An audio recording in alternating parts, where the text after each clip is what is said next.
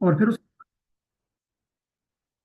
उसके बाद हमारे पास तकरीबन 1200 कबल मसीह कावरी के नाम पे एक इस्तिलाह हमें मिलती है कि जिसको सीप यानी समुद्री घोंघे के तौर पे कहा गया। तो इसे भी कहीं ना कहीं चीन और भारत और अफ्रीका के अंदर करेंसी की हैसियत से भी इसे भी जाना पहचाना गया। तो आप इसको अगर कहें तो एक आगाज़ तो वो है कि जो तकरीबन 6000 साल कबल मसीह के हवाले से बात हो रही है। पहला स्टेप वो होगा हमारे पास कि जिसमें मवेशियों के बदले जो है ना खिदमात को लिया जाता था। फिर इसी तरीके से 9000 साल कबल मसीह की अगर आप बात करते हैं, दूसरा जो स्टेप था वो अनातोलिया के अंदर जो मौजूदा तुर्की है, वहाँ पर जरी पैदावार का तबादला जो है वो होता था करेंसी के तौर पे। और फिर 1200 साल कबल मसीह की हम बात कर रहे हैं तो वो सीप की इस तरह इस्तेमाल हुई कि जिसको समुद्री घोंघे वगैरह के तौर पे जाना पहचाना जाता है नाम। तो ये चीन, भारत और अफ्रीका में आप देख सकते हैं कि करेंसी के तौर पे इनका इनका इस्तेमाल कहीं ना कहीं हो रहा था। अब अगर आप आए खूबियाँ और खामियाँ कुछ देख लेते हैं, तो खूबियाँ जो इसकी ये है कि माशी खुद कफालत थी, यानी कदर की बरह रास्त शनाख्त थी। एक तरह से लोग खुद कफील होना शुरू हो गए थे माशी एतबार से, मैशियत के एतबार से। दूसरा हमें एक सिलसिला नजर आ रहा है कि खामियां तकसीम, इसके खामियों में अगर हम बात करें तो तकसीम का एक बड़ा मसला रहा कि तकसीम कैसे करें इसको। जैसे कि आप देखें कि अगर एक गाय के बदले कितने भेड़ हों खरीदने मुमकिन है, तो वो कोई मिकदार जो है वो उस तरीके से तय होना तो मुश्किल होता था। तो ये एक बड़ी खामी थी इसकी। और दूसरी इसकी एक बड़ी खामी ये थी कि फना पजीरी थी, यानी ये चीज़ें ख़त्म हो जाती थी। जैसे कि अनाज या फल जैसी अशिया वक्त के साथ ख़राब हो सकती थी। वो चीज़ें ज़ाहिर है कि वो दवाम के अंदर बनी रहती थी, दायमी नहीं होती थी। तो वो साथ साथ कहीं ना कहीं वेस्ट भी हो रही थी। तो इसकी दो खामियां आई। एक तो ये था कि तकसीम का मसला था इस सिस्टम का, जो अशिया के बदले तिजारत और ये सारी चीज़ें कहीं ना कहीं आगे बढ़ रही थी। दूसरा इसमें एक बड़ा मसला ये था कि फना बजीरी वाला मामला था। तो वो चीज़ें जो है वो ख़राब हो जाती थी, वो रहती नहीं थी। अगर आप इस्लामी तनाजुर में हम इसका जायज़ा लें तो हम देखते हैं कि ये कुरानी हवाला है हमारे सामने सूरह बकरा की एक आयत का हिस्सा है कि वअहल्लल्लाहुल बैअ व हर्रमर रिबा। अल्लाह तबारक व तआला ने फरमाया इस आयत में कि बे यानी तिजारत को हलाल किया गया और सूद को हराम करार दिया गया। और इस पे अगर एक और हदीस को आप देखें कि नबी सल्लल्लाहु अलैहि वसल्लम की मशहूर हदीस है बुखारी शरीफ के अंदर कि रसूलुल्लाह सल्लल्लाहु अलैहि वसल्लम ने सोने के बदले सोना, चांदी के बदले चांदी की हिदायत दी, जो करेंसी मियारी होने की तरफ आप कह सकते हैं एक मियारी इशारा है, मुस्नद इशारा भी है। अब अगर आप आखिर पे बात करें इस चीज़ की कि ये जो सफ़र आगे बढ़ा है और इसमें अगर हम कुछ किताबों की हम बात करें कि अगर हम कुछ ऐसी किताबें देखना चाहें कि जो हमें अशिया की तिजारत यानी बारिटर सिस्टम की जो बात की जाती है, करेंसी तक का ये जो सफ़र था, उसमें जो मुस्तनद किताबें हमें मिलती हैं। एक तो किताब बड़ी अहम है, अल मुअजमुल इक्तिसादी इस्लामी, अरेबिक के अंदर ये किताब है। इसका तर्जुमा डॉक्टर रफ़ीक यूनुस ने इसको जो है लिखा है, अल मिस्री ये इसको लिखने वाले हैं। इसका उर्दू में भी तर्जुमा जो है मौजूद है, वो इंशाल्लाह आपसे शेयर किया जाएगा। उर्दू में इसको आप कह सकते हैं कि इस्लामी मशीयत में तब्दीली के असूल है।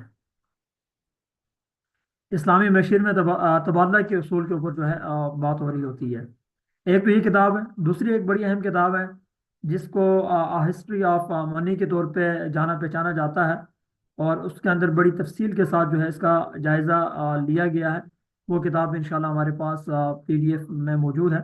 उसको भी इंशाल्लाह आपसे शेयर करेंगे। तो ये पहला आप कह सकते हैं कि नुक्ता था जिसके अंदर हम एशिया की तिजारत के ऊपर, हमने करेंसी के ऊपर हमने बात करनी थी। तो पहला जो मरहला था हमारे पास, पहला जो स्टेप था वो ये था कि एशिया की तिजारत से करेंसी के सिलसिले को आगे बढ़ाया गया, जिसमें एशिया की या खिदमात का बरह रास्त तबादला होता था। चीज़ों को आगे बढ़ाने के लिए कदीम मिसालें हमारे पास मौजूद हैं। 9000 साल कबल मसीह की हमने बात की, 6000 साल कबल मसीह की हमने बात की कि जहाँ मवेशियों और इस तरह उनके बदले जो है खिदमात वगैरह को वसूल किया जाता था। फिर हमने खूबियाँ और खामियाँ भी उनकी देखी। और उसके बाद हमने इस्लामी तनाज़ुर के हवाले से भी थोड़ा बहुत हमने कुरानी आयत और एक हदीस का सहारा लिया। और आखिर पे हमने कुछ किताबें जो हैं वो डिस्कस की हैं इस हवाले से कि जिनको इंशाल्लाह हम मजीद पढ़ेंगे। तो ये इब्तदाई जो दौर है ये हमें करेंसी के हवाले से समझना हमारे लिए आसान हो जाएगा। दूसरे स्टेप पे अगर आप आते हैं तो हमारे पास दूसरा जो मरहला है वो सोने और चांदी का मालियाती निज़ाम है। इसकी अगर आप बात करें तो सबसे पहले अगर हम करीम दौर को देखें तो जो तकरीबन हमें आप कह सकते हैं कि 600 साल कबल मसीह की बात है। ये तुर्की की सल्तनत लीडिया ने पहले सोने और चांदी के सिक्के ढहाए। ये तकरीबन आप कह सकते हैं कि तुर्की के अंदर ये सिलसिला सोने और चांदी के ये जो सिक्के डेवलप होना शुरू हुए हैं 600 साल कबल मसीह की ये बात हो रही है। तो उस वक्त ये चीज़ें हमें तुर्की के अंदर मौजूद होते हुए आगे बढ़ते हुए नजर आ रहा है। तो इसमें अगर आप बात करें तो एक अहम इसमें है कि इस्लामी दौर भी इसके अंदर मौजूद था, जिसमें खलीफा अब्दुल मलिक बिन मरवान तकरीबन ये सन जो 697 जो है हमें मिलता है कि उन्होंने इस्लामी दीनार यानी सोना और दिरहम यानी चांदी मुतारफ कराए। तो ये इसको अगर इसका आप देखें कि वजन क्या था और मियार क्या था, तो दीनार की अगर हम बात करें तो उसका जो वजन था वो तकरीबन 4.25 था। टू 4.25 ग्राम की बात हो रही है। और इसी तरीके से अगर हम दिरहम की बात करें तो उसका जो वजन था वो तकरीबन 2.975 ग्राम चांदी का जो है जो वेट बुनियादी तौर पे मुकर्रर किया गया था। तो ये आप कह सकते हैं कि सोने और चांदी का जो मालियाती निज़ाम है इसका आगाज 600 साल कबल मसीह जो है वो तुर्की के अंदर जो है सोने और चांदी के सिक्के बनाए गए। और इसमें इस्लामी दौर बड़ा अहम है, मेंशन है। खलीफा अब्दुल मलिक बिन मरवान 697 में उन्होंने इस्लामी दिनार यानी सोना और दिरहम की जो है वो मुतारफ करवाए।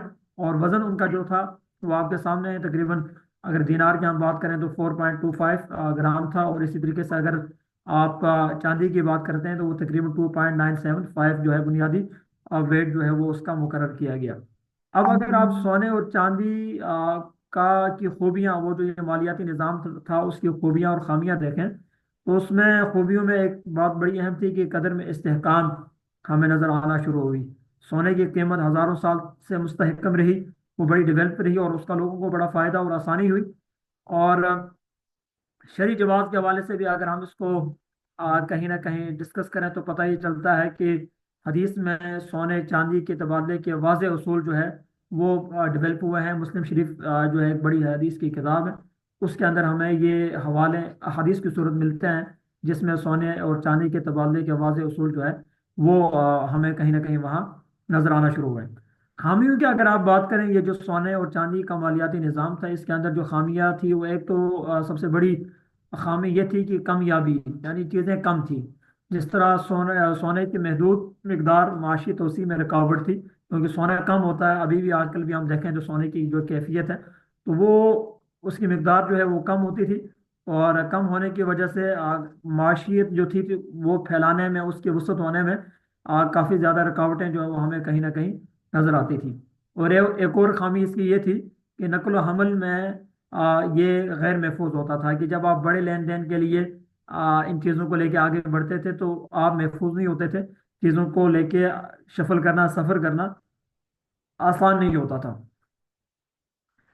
इस्लामी नुक्ता नज़र से अगर हम इस सोने और चांदी के इस मालियाती निज़ाम को देखें तो हमें ये पता चलता है कि रिबा की ममानियत जो है वो हमें वाज़ेह तौर पे यानी सूद की बात की जा रही है कि उस हवाले से वाज़ेह तौर पे अहकामात मिलते हैं। वज़न या मिकदार में फ़र्क पर सूद की ममानियत है, बुखारी शरीफ की हदीस है। और फिर इसी तरीके से ज़कात के हवाले से सोने चांदी पर ज़कात फ़र्ज है। तो ये आप कह सकते हैं कि इस्लामी नुक्ता नज़र के अंदर सोने और चांदी के हवाले से ये चीज़ हमें मिलती है। एक तो सूद की ममानियत है और वज़न या मिकदार में फ़र्क पर सूद की वाज़ेह ममानियत बुखारी शरीफ की हदीस हमें मिली। तो फिर ये है कि ज़कात का एक पूरा सिलसिला जो है वो डेवलप है। सोने चांदी पर ज़कात का एक जो है वो फ़र्ज हो जाती है तकरीबन 2.5 पे जाके। और फिर अगर हम बात करें उलमा की आरा में बड़ी अहम राय जो है वो इमाम इब्ने तैमिया की है, जिन्होंने सोना और चांदी ही कीमतों की बुनियाद है। उन्होंने कहा कि सोना और चांदी ही जो है वो ये कहते हैं कि वो क्या है, कीमतों की बुनियाद है। ये उन्होंने मजमूउल फतावा के अंदर इसको मेंशन किया है अपनी उस किताब के अंदर। फिर इसी तरीके से अगर कुछ मजीद किताबें आप सोना और चांदी के इस मालियाती निज़ाम को समझने के लिए अगर कुछ मजीद किताबों का आप सहारा लेना चाहते हैं तो कुछ किताबें हैं कि जिस तरह अल फ़िक़्हुल इस्लामी के नाम पे ये किताब बड़ी अहम है। इसको लिखा है और डॉक्टर बहबतुल ज़हीली है जिन्होंने इस किताब को लिखा है। تو اس کا بھی ہم کوشش کریں، عربی کے اندر یہ کتاب لکھی گئی ہے، تو اس کے اندر جو اردو ترجمہ اس کا ہے وہ انشاءاللہ ہم منگوا کر وہ انشاءاللہ آپ تک پہنچا دیں گے، جس کے اندر سونے اور چاندی کے شرعی احکام جو ہے وہ واضح طور پہ جو ہے ہمیں کہیں نہ کہیں اس طریقے سے ملتے ہیں۔ اور ایک اور کتاب بھی ہے کہ جو تقریباً دیمنٹوری پولرز کے نام پہ اس کتاب کو امام الدین رحمانی نے لکھا ہے، اس کتاب کا بھی انشاءاللہ جو اردو ورژن ہوگا وہ آپ سے شیئر ہوگا۔ تو یہ ہماری کلاس کا آپ کہہ سکتے ہیں کہ دوسرا جو آج کا نقطہ تھا وہ سونے اور چاندی کے مالیاتی نظام کے اوپر منحصر تھا، جس میں ہم نے اس کے آغاز کو دیکھا، تقریباً 600 سال قبل مسیح اس کی بنیاد پڑتی ہے۔ ترکی کی سلطنت کے اندر اس سلسلے کو آگے بڑھایا گیا، سونے اور چاندی جو ہے وہ بنائے گئے سکے ان کے، اور خلیفہ عبد الملک بن مروان نے اسلامی دینار والا جو کانسیپٹ ہے اور درہم والا جو کانسیپٹ ہے سونا چاندی کے حوالے سے اس کو ڈیولپ کیا۔ پھر ہم نے اس کی خوبیاں خامیاں بھی تھوڑی بہت دیکھ لی۔ تو خوبیاں کیا ہے کہ قدر میں استحکام تھا، سونے کی قیمت ہزاروں سال تک وہ مستحکم نہیں، اور شرعی جواز بھی اس میں ہمیں ملتا ہے کہ حدیث میں سونے چاندی کے تبادلے کے واضح اصول جو ہے وہ ہمیں ملتے ہیں۔ خامیوں میں ہم نے دیکھا کہ کمیابی تھی، یعنی یہ آسانی سے سونا جو ہے وہ زیادہ میسر نہیں ہوتا تھا، اور جب یہ کم ہوتا تھا پھر اس میں ایک پرابلم یہ بڑی تھی کہ معیشت کی جو توسیع تھی وہ نہیں ہو پاتی تھی، اور پھر دوسری ایک بڑی اس میں پرابلم یہ تھی کہ نقل و حمل کے حوالے سے بڑے لین دین کے لیے غیر محفوظ یہ سلسلہ تھا۔ پھر ہم نے اسلامی نقطہ نظر کے حوالے سے ہم نے تھوڑا بہت اس کو دیکھا کہ جس میں سود کی ممانعت کے حوالے سے وزن یا مقدار میں فرق پر سود کی ممانعت کے حوالے سے اس حدیث کو لیا، اور پھر زکوٰۃ کو بھی ہم نے دیکھا کہ سونے اور چاندی کے اوپر زکوٰۃ جو ہے واضح طور پہ ہمیں ملتی ہے کہ وہ فرض ہو جاتی ہے۔ پھر ہم نے کچھ کتابوں کو بھی لیا جس میں ہم نے یہ کہا کہ سونے اور چاندی کے اس مالیاتی نظام کو اگر ہم سمجھنا چاہتے ہیں تو پھر ہمیں ان کتابوں کا حوالہ کہیں نہ کہیں دیکھنا ہوگا، ان کو پڑھنا ہوگا مزید۔ اگلے اسٹیپ پہ آ جائیں تو ہمیں کرنسی کا یہ جو سفر ہے یہ سونا چاندی سے گزرتے ہوئے کاغذی نوٹ تک یہ پہنچتا ہے۔ تو کاغذی نوٹ کا آپ کہہ سکتے ہیں کہ وجود اور شرعی حیثیت کیا ہے، اس کو تھوڑا سا ہم دیکھنے کی کوشش کرتے ہیں۔ سب سے پہلے اگر آپ دیکھیں عالمی تناظر میں تقریباً 7ویں صدی میں یہ چین میں پہلے کاغذی نوٹ جو ہے اس کا استعمال کیا گیا۔ چین کے اندر جو ہے یہ 7ویں صدی کے اندر آپ کہہ سکتے ہیں کہ کاغذی نوٹ جو ہے وہ ڈیولپ ہونا شروع ہوئے، اور پھر اس کے بعد 1694 کے اندر بینک آف انگلینڈ کا قیام اور پہلے مستند کاغذی نوٹ جو ہے وہ ہمیں ملتے ہیں۔ تو تقریباً 1694 کی بات کی جا رہی ہے، تو اس میں یہ جو انگلینڈ کا جو بینک تھا جس کا ہم نے کل بھی تذکرہ کیا تھا، تو اس کے اندر پہلے مستند کاغذی نوٹ جو ہے وہ ہمیں ملنا شروع ہوئے۔ پھر اس کے بعد اگر آپ اس کو اسلامی دنیا کے اندر لے کر آئیں تو دیکھتے ہیں کہ 1840 کے اندر عثمانی خلافت نے کاغذی نوٹ جاری کی ہے۔ یہ تقریباً سن ہے 1840 کا، جس کے اندر عثمانی خلافت نے کاغذی نوٹ جو ہے وہ اسلامی دنیا کے اندر جاری کی ہے۔ اور پھر اگر ہم بات کریں پاکستان کی تو 1947 میں پاکستان کا جو روپیہ تھا وہ متعارف ہوا، اور وہ کہیں نہ کہیں منظر عام پر آیا، اور اس کو بھی ڈسکشن کا جو ہے وہ حصہ بنایا گیا۔ شرعی مباحث کے اعتبار سے اگر ہم دیکھیں تو سب سے پہلی اہم چیز اس میں یہ ہے کہ اعتباری قدر، یعنی کاغذی نوٹ کی حقیقی مالیت نہ ہونا۔ اس میں یہ ایک نقطہ اٹھا کہ کاغذی نوٹ کی جو حقیقی مالیت کا نہ ہونا، یہ ایک سوال تھا۔ اور دوسری بات بڑی اہم اس میں یہ تھی کہ سود کا نظام، یعنی بینکوں کا کاغذی نوٹ پر سود کی بنیاد، یعنی کاغذی نوٹ کے اوپر آپ کہہ سکتے ہیں کہ سود کی بنیاد مزید مستحکم ہوئی ہے، ڈیولپ ہوئی ہے۔ اسلامی تناظر میں ہم اس کو دیکھ رہے ہیں۔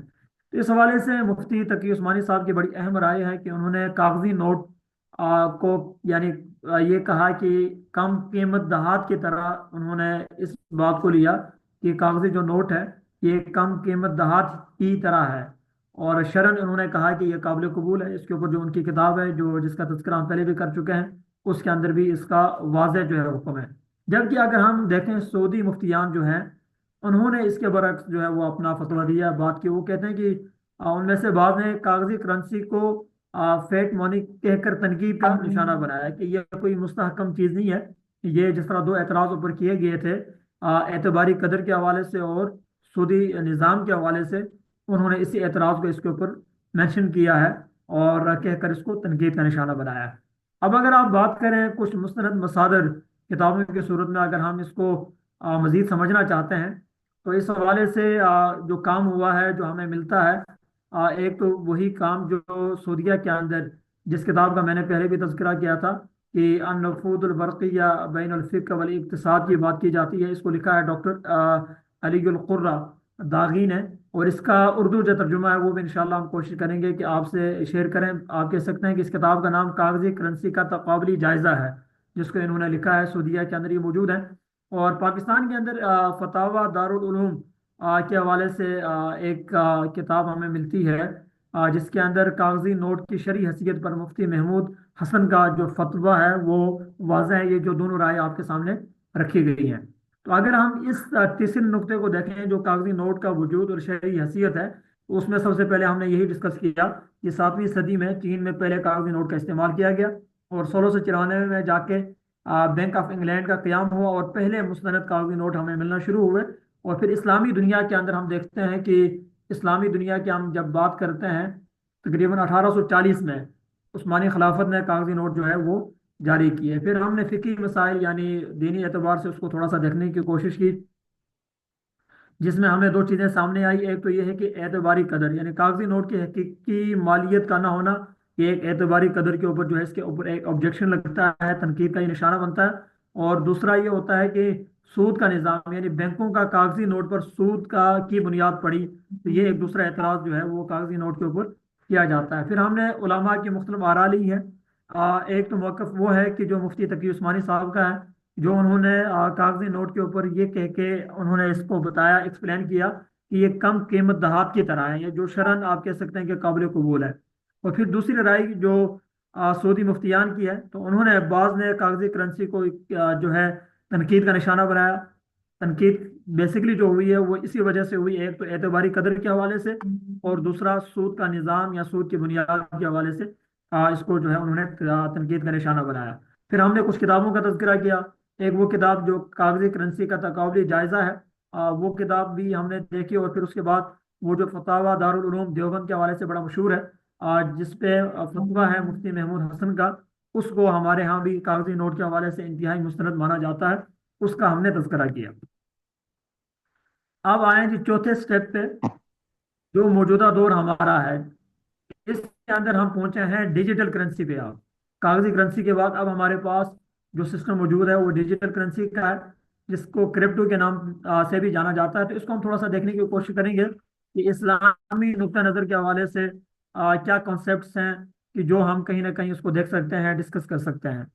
سب سے پہلی بات یہ ہے کہ ٹیکنالوجی اور اقسام میں اگر ہم دیکھیں تو بلاک چین یعنی ڈیجیٹل لین دین کا غیر مرکزی اور محفوظ نظام ہے، جو بلاک چین کے نام سے اس کو ہم کہیں کہہ سکتے ہیں کہ یہ ڈیجیٹل لین دین کا ایک غیر مرکزی اور ایسا نظام ہے کہ جو محفوظ نظام ہے۔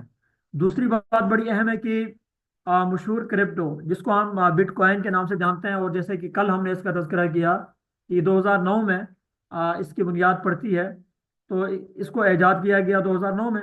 اور پھر تیسری چیز بھی ہمیں ایک ملتی ہے، آپ لوگ آلریڈی شاید اس کو جانتے بھی ہوں گے، آپ نے اس اصطلاح کو سنا بھی ہوگا، اسلامک کرپٹو کے نام پہ ایک اصطلاح ہمیں ملتی ہے 1 گرام کے حوالے سے، جو بڑا مشہور ہوا۔ سونے سے بیکٹ کے نام پہ اس کو بھی یاد کیا جاتا ہے۔ آپ کہہ سکتے ہیں کہ شریعت کے پوائنٹ آف ویو سے اسلامک کرپٹو کی ایک اصطلاح ہمیں کہیں نہ کہیں نظر آتی ہے۔ تو یہ 3 طرح کی آپ کہہ سکتے ہیں کہ کرنسی ڈیجیٹل کے پوائنٹ آف ویو سے ہمیں ملتی ہے۔ نمبر 1 ٹیکنالوجی اور اس کے اقسام کے اوپر ہم نے ڈسکس کیا، تو نمبر 1 کیا ہے جی؟ بلاک چین سسٹم ہے، اور دوسرا مشہور کرپٹو ہے بٹ کوائن کے حوالے سے، اور تیسری جو اصطلاح ہے وہ اسلامی کرپٹو کے حوالے سے 1 گرام کا جو کانسیپٹ ہے وہ ڈیولپ کیا گیا۔ اب ان کو اگر ہم تھوڑا سا خوبیوں اور خامیوں کے ساتھ دیکھیں اور ڈسکس کریں، تو ہمیں یہ پتہ چلتا ہے کہ خوبیوں میں سب سے پہلی بات یہ ہے کہ شفافیت ہے۔ آپ دیکھتے ہیں کہ بلاک چین پر ہر لین دین کا ریکارڈ آپ کو کہیں نہ کہیں آپ کے پاس موجود رہتا ہے، تو شفافیت اس کے اندر آپ کو مل جاتی ہے۔ اور اسی طریقے سے غیر مرکزیت کی بات کی گئی کہ حکومتی کنٹرول سے آزادی ہوتی ہے، اس میں یہ پرابلم نہیں ہوتی ہے کہ آپ ٹیکس اور بہت ساری مسائل بھی اس طرح کی چیزیں ہیں جو حکومت ایک ایک چیز کے اوپر کہیں نہ کہیں آپ کے اوپر ہمارے اوپر نظر لگائی ہوتی ہے، تو اس کے اندر یہ چیز کسی حد تک کم ہوتی ہے۔ پھر اگر خامیوں کی آپ بات کریں تو سب سے بڑی خامی یہی ہے کہ قیمتی اتار چڑھاؤ ہے، وہ قیمتیں اس کی سسٹین نہیں رہتی، ایک جگہ نہیں رہتی، وہ آج کچھ ہے صبح کچھ ہے، ایون دیٹ کی گھنٹہ پہلے کوئی قیمت ہے اور گھنٹے کے بعد وہ قیمت چینج ہو سکتی ہے، بڑھ بھی سکتی ہے اور کم بھی ہو سکتی ہے۔ تو بٹ کوائن کی قیمت میں 90% تک کمی بیشی ہوتی رہتی ہے کہیں نہ کہیں۔ اس کی مثال یہ ہے کہ 2021 میں آپ نے دیکھا کہ بٹ کوائن کی قیمت جو ہے وہ 64 سے لے کر تقریباً گر کر جو ہے وہ 30 पे जाके, यानी 30,000 पे जाके समथिंग डॉलर के हवाले से ये हो गया था, जो बड़ा लॉस भी हुआ था लोगों को। ये 2021 की एक मिसाल है कि जिसमें लोग बड़े परेशान भी हो गए थे। तो कीमती उतार चढ़ाव है इसकी, एक ये बड़ी खामी है, इसकी बड़ी प्रॉब्लम है। शरई नुक्ता नज़र से अगर हम इसको देखें डिजिटल करेंसी को, इस्लामी नुक्ता नज़र में जाके, तो हम ये देखते हैं कि मिस्र के दारुल इफ्ता ने 2018 में इसको ममनू करार दिया था। उन्होंने इसको कहा कि ये गरर की एक कैफियत है, यानी गैर यकीनी कैफियत है। और जहालत की बिना पर आप कह सकते हैं कि उन्होंने कहीं इस सिलसिले को कहा कि इसके अंदर जहालत कहीं ना कहीं डेवलप है, जो उनकी इस्तेलाह इस्तेमाल हुई। और फिर ये कहा गया ये गरर वाली एक कैफियत है जो गैर यकीनी है, जो अभी कुछ 6 घंटे बाद कुछ है, तो इसको उन्होंने ममनू करार दिया। जबकि हम देखते हैं कि मलेशिया के अंदर जो शरीयत कौंसिल है, उन्होंने 2018 में कुछ शराइत इसकी मेंशन की कि अगर शराइत पूरी करें तो जायज़ है। अब वो शराइत क्या है, जिस तरह एक दो काम तज़किरा यहाँ पे कर लेते हैं कि हकीकी असासों से मुंसलिक हो। मसलन इस्लामिक कॉइन की बात की कि हकीकी जो असासे हैं वो उनसे मुंसलिक हैं, तो उस हवाले से उन्होंने कहा कि ये इस सूरत में जाके जायज़ होगी। फिर दूसरी शर्त उन्होंने ये बताई कि सट्टेबाजी और गरर से पाक। गरर जो हमने बात की ना, गैर यकीनी की बात, और सट्टेबाजी के हवाले से आप जानते हैं ये जो हमारे यहाँ जुआ और इस तरह की जो चीज़ें होती हैं, तो वो दूसरी शर्त इन्होंने लगाई कि उससे अगर पाक होगी तब जाकर आप इसको जायज़ कहेंगे।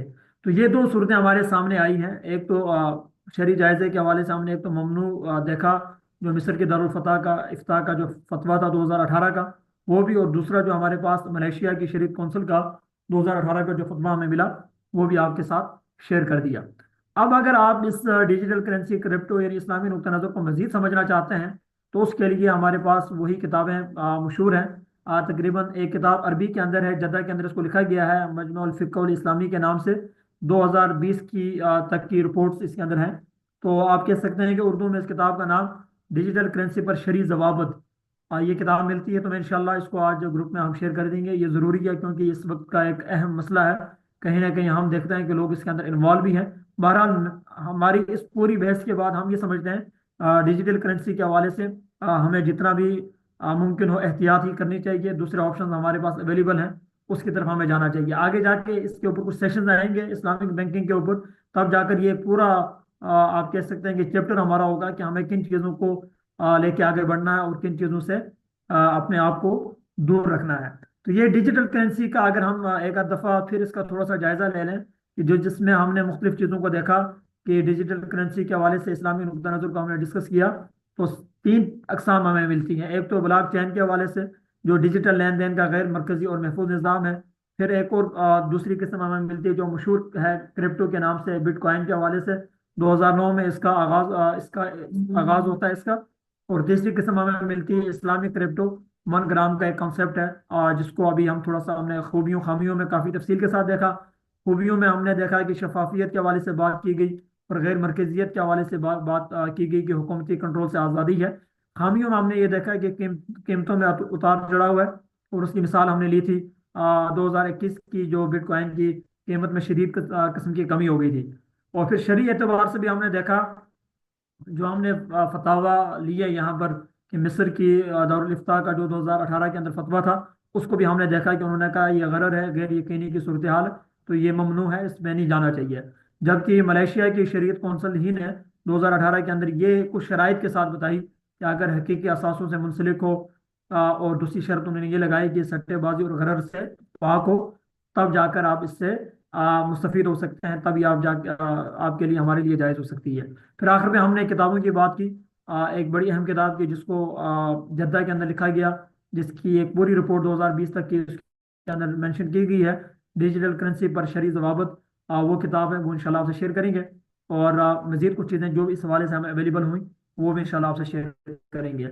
खलासे में अगर आप देखें आज के इस सेशन का, अगर हम इख्तिताम करें और कुछ चीज़ों का हम बारीक बीनी से देखें, तो दो तीन चीज़ें इसमें हमें मिलती हैं। एक तो ये है कि बरीटर सिस्टम की जो बात की जाती है, यानी कदीम ज़रूरियात की तकमील मगर जदीद माशियत के लिए नाकाफ़ी है। कदीम जो ज़रूरियात थी उसकी तो तकमील तो हुई, मगर इस वक्त ज़ाहिर है कि जदीद जो दुनिया है, मैशियत है, वो सिस्टम जो हमारे डेवलप हो रहे हैं, उसके लिए आप कह सकते हैं कि जो पुराना सिस्टम था वो उसके लिए नाकाफ़ी है, कि अभी हम अशिया के बदले खिदमत नहीं ले सकते हैं, चीज़ों के बदले हम इस ज़माने में उन चीज़ों को लेके आगे नहीं बढ़ सकते हैं। दूसरा जो आज हमारी बहस का हिस्सा था, सोना और चांदी के ऊपर जो हमने बात की, تو اس میں شرعی اصولوں کے مطابق مثالی نظام ہے یہ، مگر عملی چیلنجز بھی ہیں جس کو ہم نے بڑی ڈیپلی دیکھا کہ نقل و حمل کے حوالے سے مسائل ہیں، اور یہ کمیابی کے حوالے سے مسائل ہے، سونا چاندی وافر مقدار میں اویلیبل نہیں ہوتا، تو ان چیزوں کو بھی ہم نے کہیں نہ کہیں دیکھا اور ان کے چیلنجز کے اوپر بھی ہم نے ڈسکشن کی۔ اور تیسرا جو نقطہ تھا ہماری اس بحث کا آج، اس میں ہم نے کاغذی نوٹ کے اوپر جو ہے ڈسکشن کی ہے، جس میں ہم نے یہ کہا کہ معاشی لچک، مگر سود اور افراط زر کا خطرہ ہے کاغذی نوٹ کے اوپر، وہ چیز بھی ہمارے سامنے آئی ہے۔ اور آخر میں ہم نے کرپٹو جو ڈیجیٹل کرنسی ہے اس کے اوپر ہم نے بات کی کہ ٹیکنالوجی کی ترقی ہے، مگر شرعی پہلوؤں کا جائزہ انتہائی ضروری ہے، آنکھیں بند کر کے جو ہے نا اس کی طرف ہمیں نہیں جانا۔ پھر ہم نے آخر پہ کچھ کتابیں جو ہیں بتائی تھی، جس میں ایک دو کتابیں اور بھی ہیں، کہ سونے کی کرنسی کی بحالی کی تحریک ایک ہے جو مضمون لکھا گیا تھا، وہ بھی انشاءاللہ کوشش ہوگی شیئر کریں گے۔ اور اسی طریقے سے توسط اسلامی فقہ کے حوالے سے 2021 اکیڈمی جدہ کے اندر ایک جائزہ لیا گیا تھا، وہ بھی انشاءاللہ آپ سے ہم گروپ میں شیئر کریں گے۔ تو یہ آج کی ٹوٹل آپ کہہ سکتے ہیں کہ کرنسی کے اوپر جو ہماری ڈیٹیل ڈسکشن تھی، اس کو ہم نے یہاں پر آج ڈسکس کیا، اور اس کا خلاصہ بھی ابھی آپ کے سامنے رکھا ہے۔ تو اس کے اوپر اگر کوئی سوال، کوئی تجویز، کوئی بات ہو، وہ آپ کر سکتے ہیں جی۔